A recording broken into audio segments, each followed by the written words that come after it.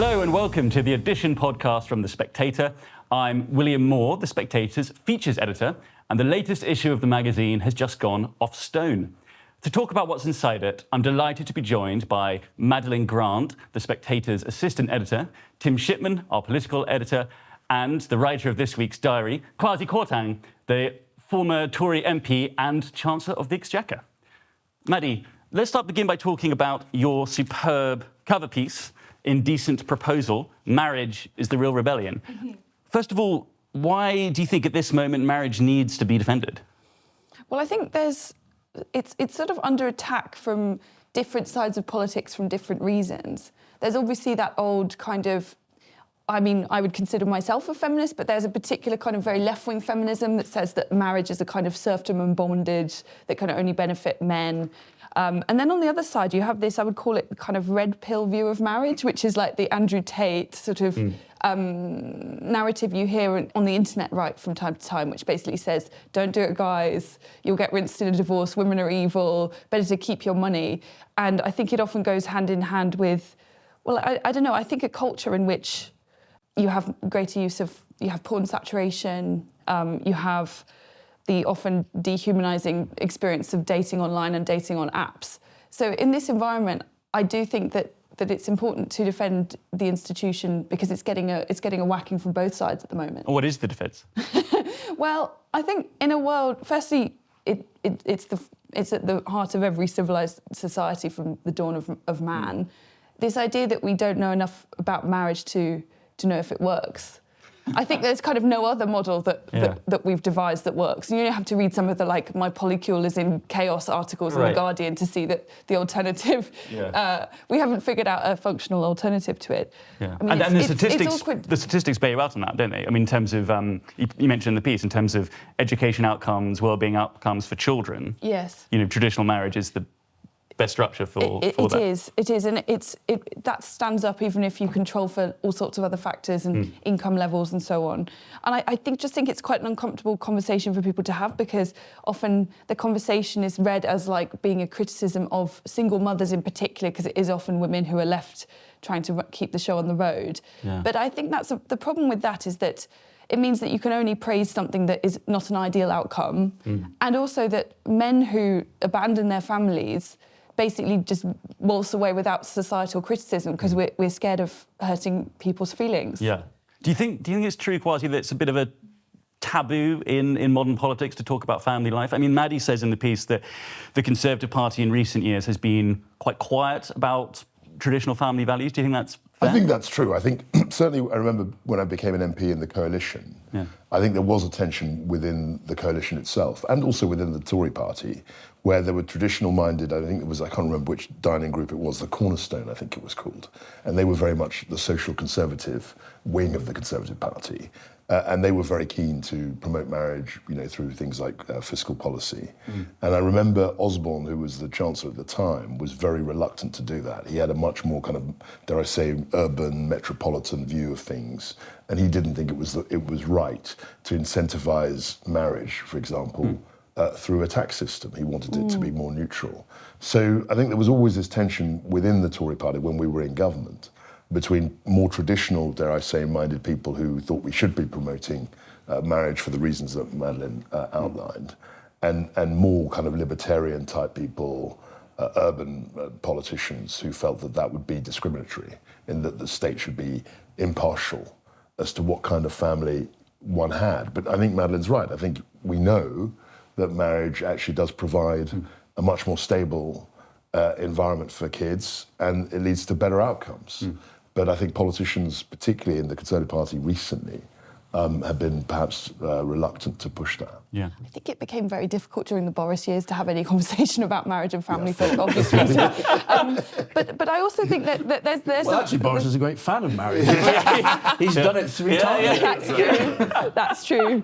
A one-man pro-natalism crusade. Yeah, that's true. But there's also incentives the other way. So as well as not incentivising family life in the way that Kwasi describes, and also having a system where other countries are tending to tax households, looking much more at the household unit rather than as individuals. We also have a benefit system that often incentivises people who are together to actually live apart and raise children separately, because you can claim a lot more that way. And these individuals are simply following the incentives that have been established for them. But I'm just surprised it gets so little conversation. But I think there's a history to this. I mean, you look back over the 20th century, a lot of the governments that were promoting pro-marriage were on the kind of nastier side of things. So I think as a Conservative politician, there was a natural nervousness to have, explicitly pro-marriage type policies. I mean, I recall, Mussolini had a bachelor tax. I can't remember. I don't remember. Well, Italy has its share of them, I don't remember what age that kicked in, but if you're a single guy over a certain age, you had to pay more tax. Now, and so, I just make the point. I mean, marriage is a bachelor tax, in my experience. And so a lot of that pro-family, in inverted commas, policy was associated with quite nasty regimes in the 20th century. So it understandably makes some politicians feel a bit uncomfortable. But is it coming back into politics though, Tim? I mean, people like Danny Kruger, for example, he talks a lot about this. He's obviously just defected to Reform. He's seen as quite a sort of influential figure in the party now. I mean, is our discussions about marriage and family going to come back into mainstream politics? I mean, perhaps. I mean, I don't think Danny Kruger has been very representative of anything during his political career. So whether he's going to be able to take Reform into the place where the cornerstone group of the Conservative Party, of which he was a member, I believe, I somewhat doubt that that's going to assert itself. But as Kwasi says, the Conservative Party is always sort of slightly nervous about appearing to be unkind to people who've not got a stable family life. And the left primarily is absolutely committed to saying anything that doesn't say all families in whatever forms are perfectly legitimate and great. They'll resist any attempt to do that. So the balance is always slightly against marriage.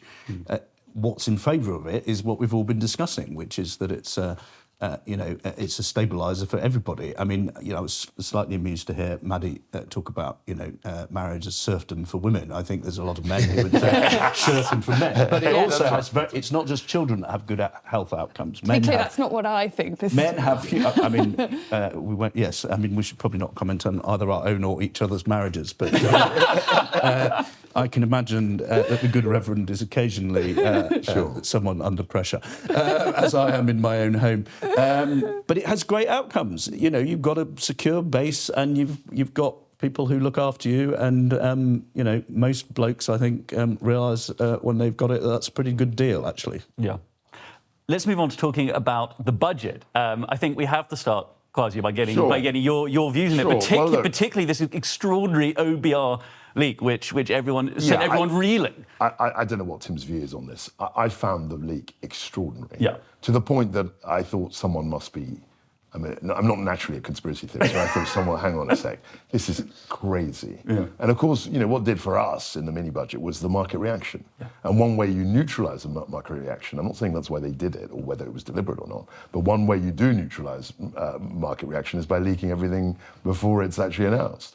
Now, I'm not a conspiracy theorist. I think it probably was a mistake, but I think the way that the market was totally becalmed as she said the statement was revealing, and not least because the whole thing had been leaked anyway.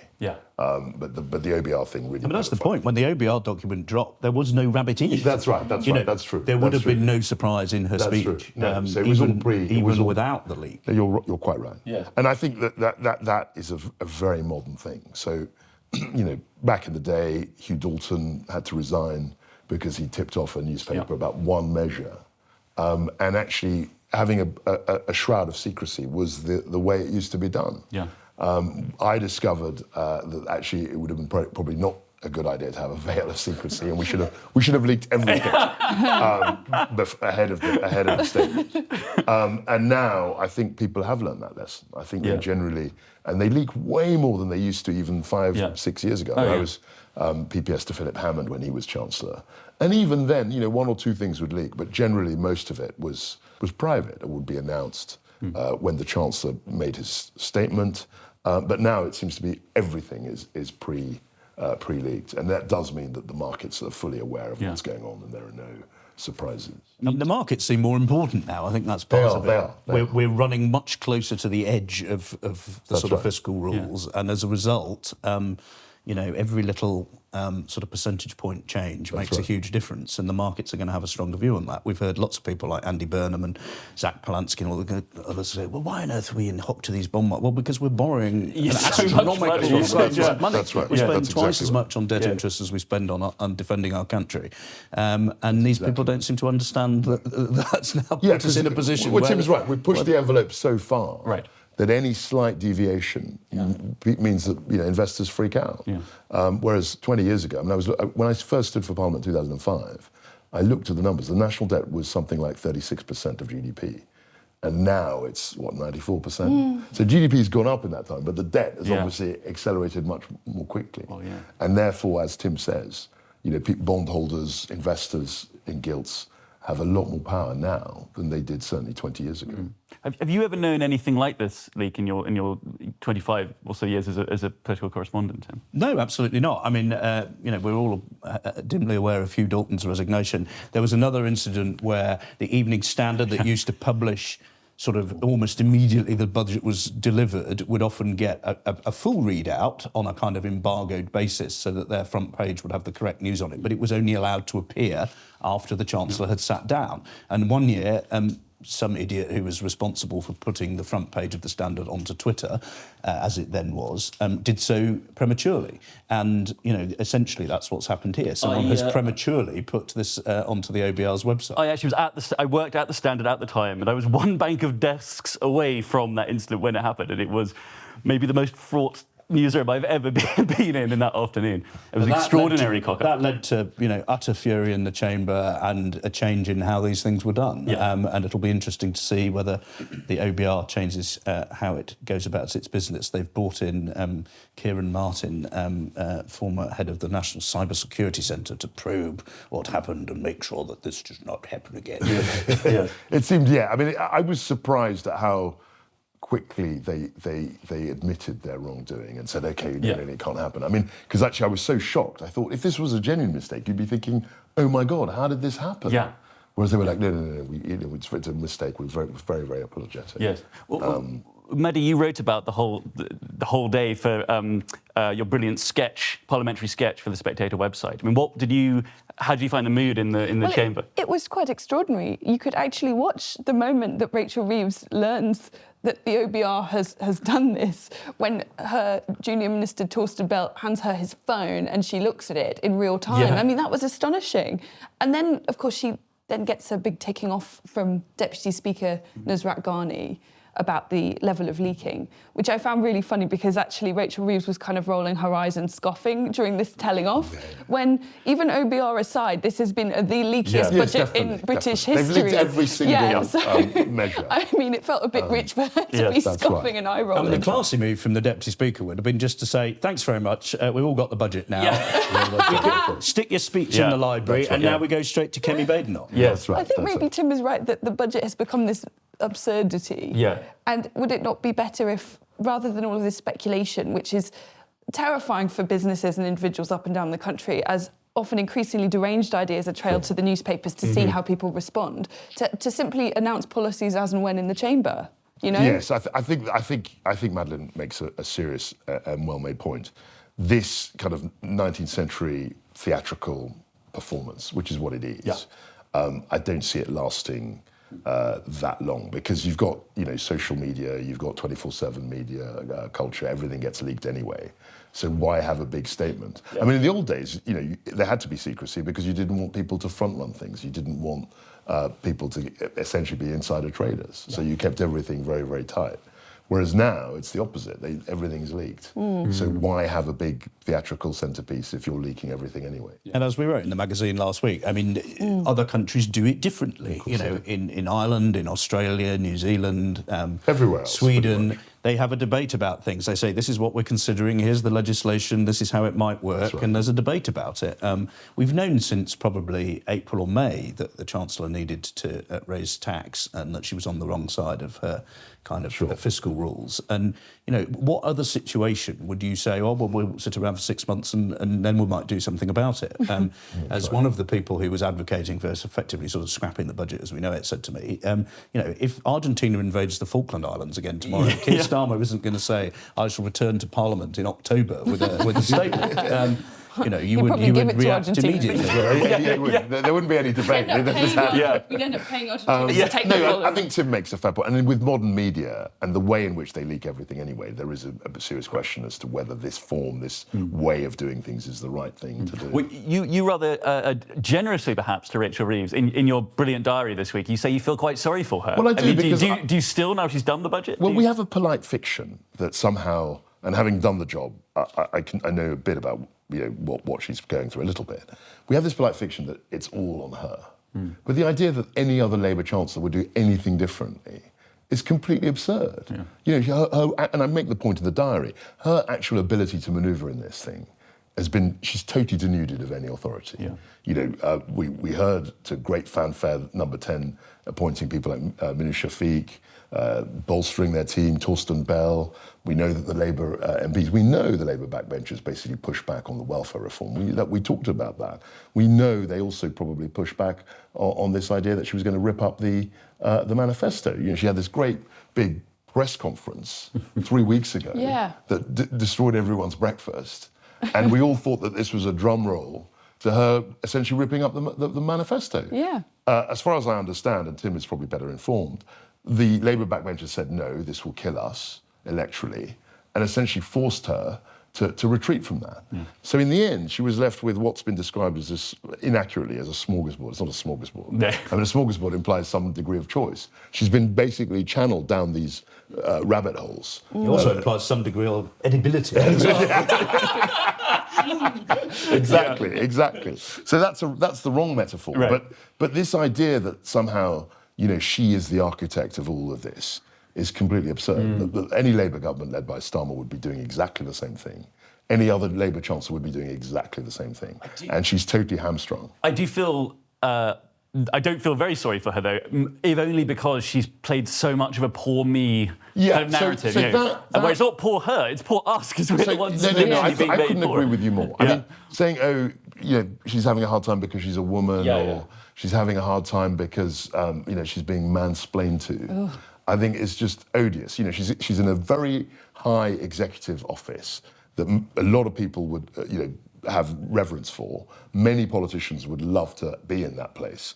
And so for her to have that degree of nominal authority, I say practically she's more constrained, but nominal authority and then complain and play the victim is absurd. I mean, you wrote about that very well in another sketch ahead of time, based on her interviews and the lead up to the budget. I mean, I was just struck by the self-pity, really. And I think that it was partly a hubristic fall from grace, because she entered into the budget last year by making such hay out of the fact that she was a woman. There was lots of, I'm the first Chancellor. She did endless videos of her like walking around Number 10 with pictures of men from the 18th century on the walls. And all I was left thinking is, can't we have Lord Eldon back? She went in on that in such a big way, and it just seemed like such a tone-deaf thing to do when you were about to inflict real financial pain on households.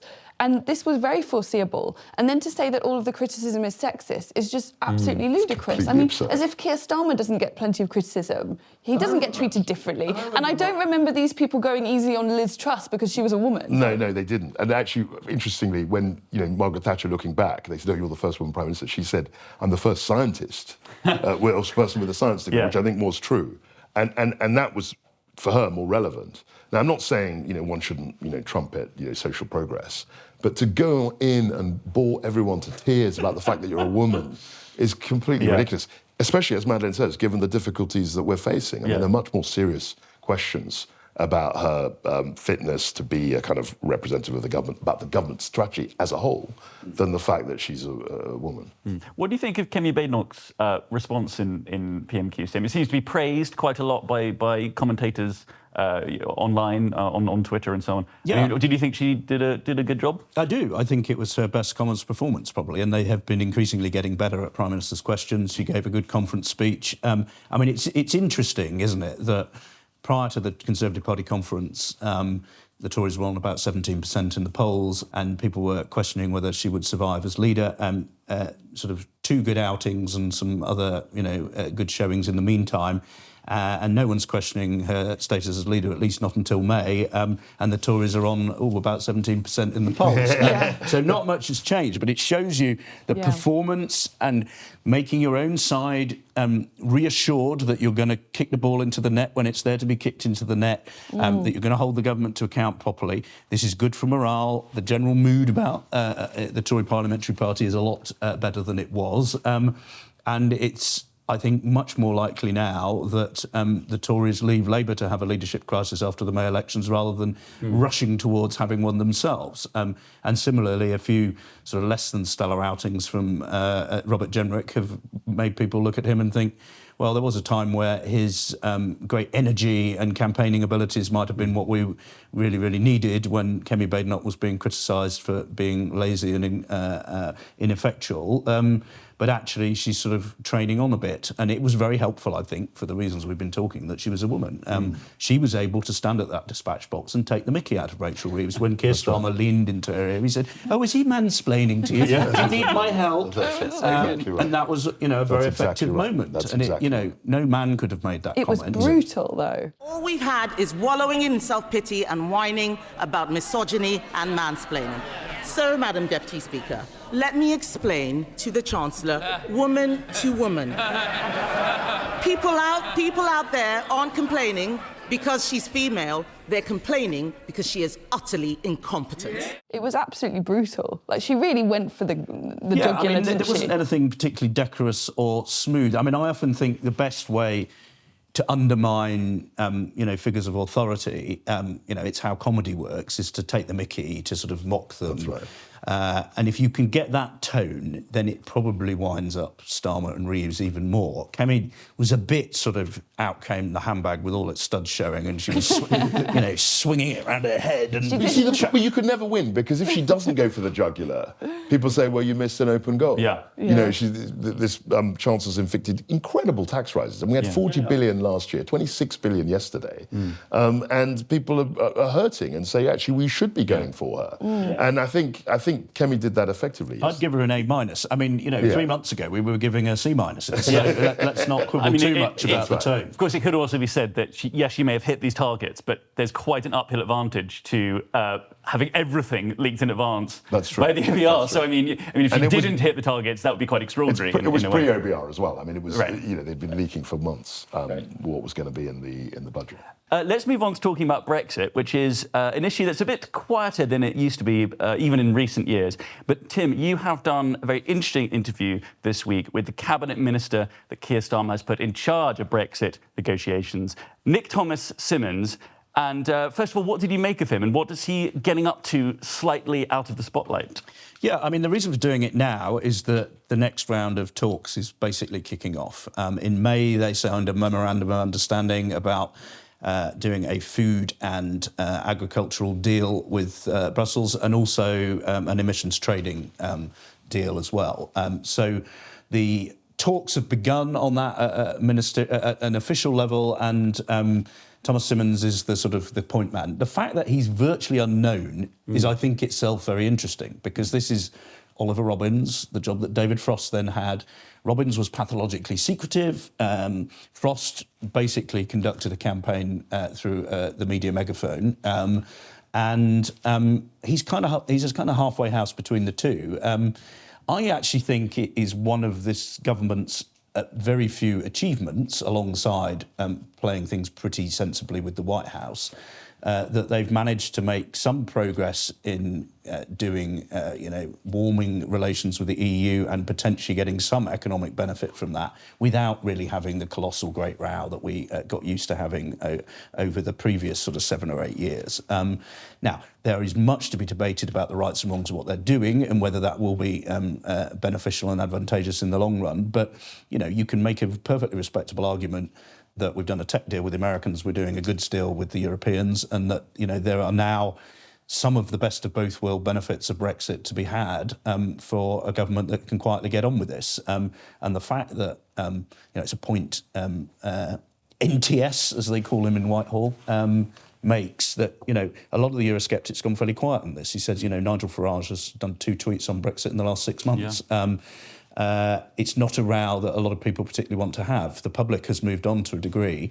I think, they are still totally enraged about the scale of migration and illegal migration in particular, but I don't think people care hugely about the specific sort of institutional arrangements that we have with Brussels beyond, the people who've cared about nothing else for the last 30 or 40 years.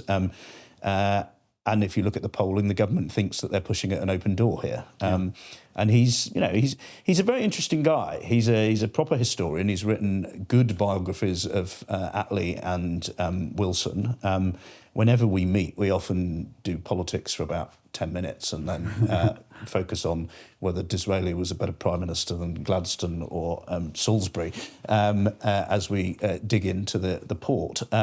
So he's one of those people who's got hinterland. He came in originally, he's sort of one of the original Starmerites. He was made Shadow Home Secretary in Starmer's first shadow cabinet because they were sort of old pals, and he came from that kind of intellectual Labour kind of slightly academic kind of feel. Annalise Dodds was the Shadow Chancellor back then. She was sort of deeply ineffectual, and bluntly, NTS was not a particularly good Shadow Home Secretary. He didn't quite have the sort of ruthless brutality and political machinations that you need. But I think quietly he's actually learned quite a lot over the last couple of years. And on the Brexit stuff, he's pretty ruthlessly pragmatic. He's very happy to say to the left of the Labour Party, we're not going back in the customs union, we're not doing freedom of movement, you can get stuff done, all that kind of thing. But what we are going to try and do is make some marginal gains where we can. And I think that having done it in a low-key way, this is sort of one of the things that Labour's managed to get right.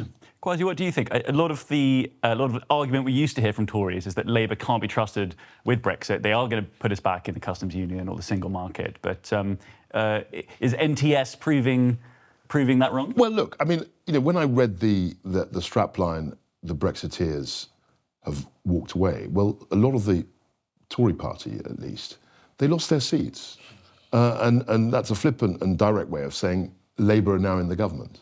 Whatever Nigel Farage thinks about it, Labour are in the driving seat, and they, whether we like it or not, are the ones who have to do the deal. So for him to say, oh, well, they've walked away and now I'm clearing up the pieces, well, that's the function of a general election. And they've got to own it, and they've got to do it as effectively as they can. Now, I think there's always a suspicion with among Brexiteers like myself that they actually don't like the outcome of Brexit. Some of them are still trying to reverse it, even though they're quieter about it. And I think it's legitimate to worry about their sincerity in terms of delivering on leaving the EU.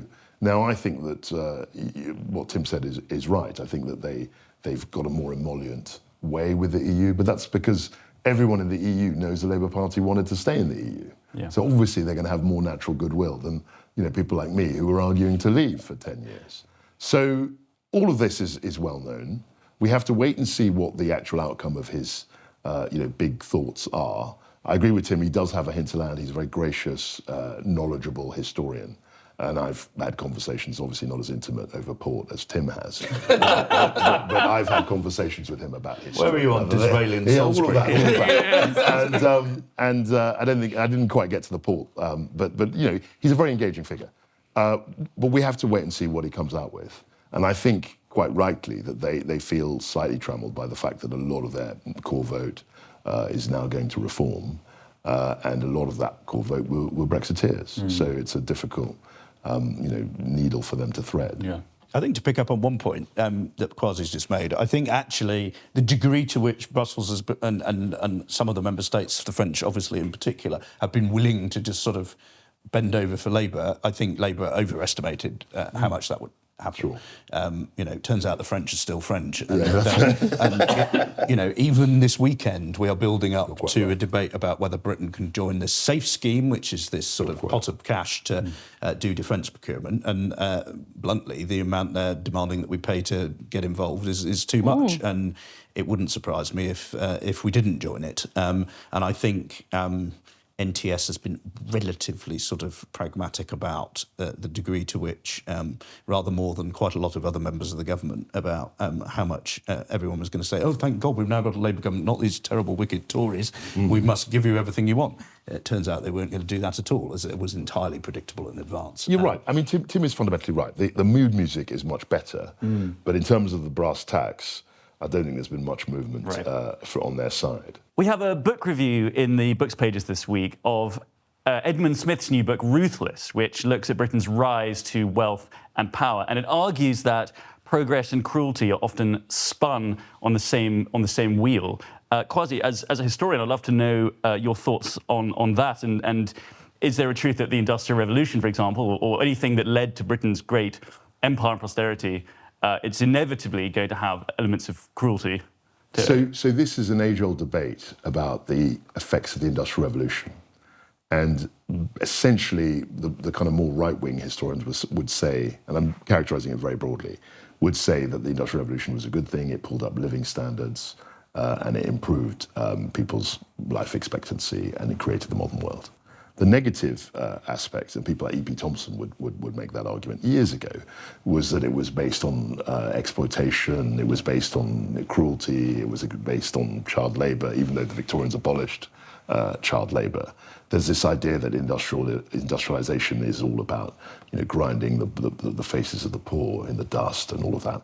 I reject what is broadly a Marxist interpretation of the Industrial Revolution. I haven't read this book, but I think that the Industrial Revolution was on the whole a good thing. And that's why all over the world people want to go through a version of the Industrial Revolution. Now, I'm not trying to justify everything that happened in the 19th century, because obviously they were living in their time and they were trying to evolve into something different. But generally, to say, oh, the Industrial Revolution was exploitative and ruthless and cruel, I think misses the point. Actually, it was about medicine, it was about progress, it was about expanding people's opportunities, it was about, breaking, social oppression. In many ways, people could have more social mobility. And so that would be, this is the recap of the argument. And I'm very much on the side of the Industrial Revolution. Now, I'd have to read the book to really grapple with the argument. But I've heard the argument before in other guises. Maddie, do you think that view which Kwasi just described of this anger against the Industrial Revolution as being necessarily exploitative, do you think it still has a hangover today in kind of modern green ideas? You look at something like the modern Green Party. Do you think that there still is this idea that progress of an industrial kind necessarily is cruel? I think there is something of that idea. You certainly have an idea that you often hear it described in terms of a sort of penance, because Britain was the first country to industrialise. We're the kind of the original sin of industrialisation. Therefore, it doesn't matter how far or what sacrifices we are told that we have to make now as part of the green agenda. Well, we have to make them because we were the progenitors of this. And following the ideas of the greenest of the green to their logical conclusion means going back to a agrarian pre-industrial economy, but probably not even agrarian in the way that we would recognise it, because presumably cows and all that methane won't be allowed either. It's a very strange kind of... You have to exploit the horses. I mean, the horses are being exploited and expropriated. Yes, oh, that's true as well. So it's probably even before that. Yes. Yes. I wonder what they will eat in this this prelapsarian world that they're imagining. That's right. But I think Madeline makes a really interesting point, because a lot of the green politics is essentially, they're called watermelons because they're red on the inside but green on the outside. A lot of the green arguments are arguments that people like E.P. Thompson and other Marxists made 80, 100 years ago about industrialisation, about capitalism, and about how evil those things are. And they've just basically rewrapped the arguments. Yeah. Which itself has then become tied up with the debate about empire and whether that was a good thing, and whether, right. Which you've written about yourself. I mean, the way this interests me is looking forward, because these debates are going to be happening again over the explosion in AI and all that sort of thing, and the implications that then has for people, because a whole bunch of white-collar people going to be out of jobs because AI is going to take them over. In 50, 100 years' time, are we going to be having a debate about, the perfidy of that level of progress? But progress and misery always kind of combine. What is the thing that has pushed science furthest forward in the whole history of mankind? What's the thing that's pushed medicine furthest forward in the whole history of mankind? Warfare. Every time. All the main developments are the result of people. War is the midwife of history. Exactly. That's what he's arguing. But Tim makes a great point, because I think a lot of the times the people who are arguing against progress have a rose-tinted view of the past. So, for a lot of the people who were... They talked about the Norman yoke and all of that sort of thing. They were very much focused on an idyllic, rural Britain that never really existed. Yeah, exactly. I mean, there was... It's also the sort of... It's inherent in that view is the idea that somehow you could decide to stop progress as well. Yeah. That's right. Which is fundamentally, That's exactly right. against human nature. Right. People are always going to try and invent new things, discover new things, new things. And it doesn't mean they have to be given free reign every time. Eugenics was progress. Well, I mean, there were lots of... It was backed up by there were ethical issues. It was backed up by all of the scientific... all of the Victorian insanity of the late 19th century is what led to by some people. A great deal of But totalitarianism. this idea that you can roll the clock back to some idyllic, bucolic England of 1750 or whatever the date is in your mind is obviously, ridiculous. Kwasi, Tim and Maddie, thank you all very much indeed for joining me.